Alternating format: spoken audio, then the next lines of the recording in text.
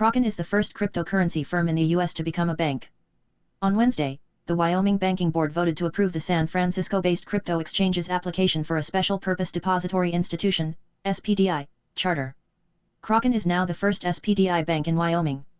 According to the Wyoming Division of Banking's General Counsel, Chris Land, Kraken will also be the first newly chartered, de novo, bank in the state since 2006.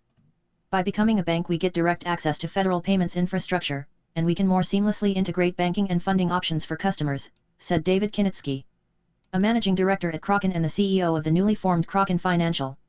Kinitsky has run Grayscale Investments, was the first digital assets hire at Fidelity and was most recently head of business development at payments startup Circle.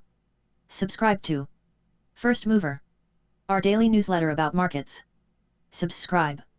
By signing up, you will receive emails about CoinDesk products and you agree to our terms and conditions and privacy policy. In the wake of a July letter from the U.S. Office of the Comptroller of the Currency giving national banks the go-ahead to custody crypto. In addition to more products, Kraken Financial will give Kraken the ability to operate in more jurisdictions, Kinitsky said. As a state-chartered bank, Kraken now has a regulatory passport into other states without having to deal with a patchwork state-by-state compliance plan. Kraken has been silent about its application until now. The first hint the exchange was interested in the Wyoming charter was in December when it opened a position for the job Kinitsky has now. Kraken Crypto Exchange is now a U.S. bank. The Wyoming Banking Board approved crypto exchange Kraken's application to become a bank. With a state-chartered bank, Kraken now has a regulatory passport across several states and the ability to offer custody, payments, and banking services to both institutional and retail clients. CoinDesk's Nathan DiCamillo speaks with Kraken Financial CEO David Kinitsky on the significance of this move and what it means for the industry. Volume 0%. We would expect to offer a host of new products as we get established, Kinitsky said. Those will range from things like qualified custody for institutions, digital asset debit cards and savings accounts all the way to new types of asset classes. We can engage with securities and commodities and things like that as a bank. So a lot more TBD there. Kraken expects its major revenue drivers to be fees and services, Kinitsky said. SPDIs are not allowed to lend, and each bank has to hold 100% of its assets in reserve. Kraken wouldn't say how much equity capital the firm raised for its application, but the Division of Banking is encouraging applicants to raise between $20 million and $30 million, similar to the equity capital kept at a de novo bank. Initially, Kraken Financial will play the same function as third-party banking relationships that Kraken has already formed, Kinitsky said.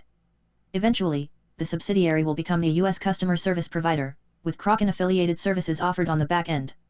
Read more. What it takes to get a crypto-friendly bank charter in Wyoming. Having received the charter, Kraken will focus on building out operations and personnel for the bank, aiming to have 10 to 25 department heads to start out, Kinitsky said. The exchange has hired its board and C-suite and expects to have the rest of its permanent hires in place by the end of the month.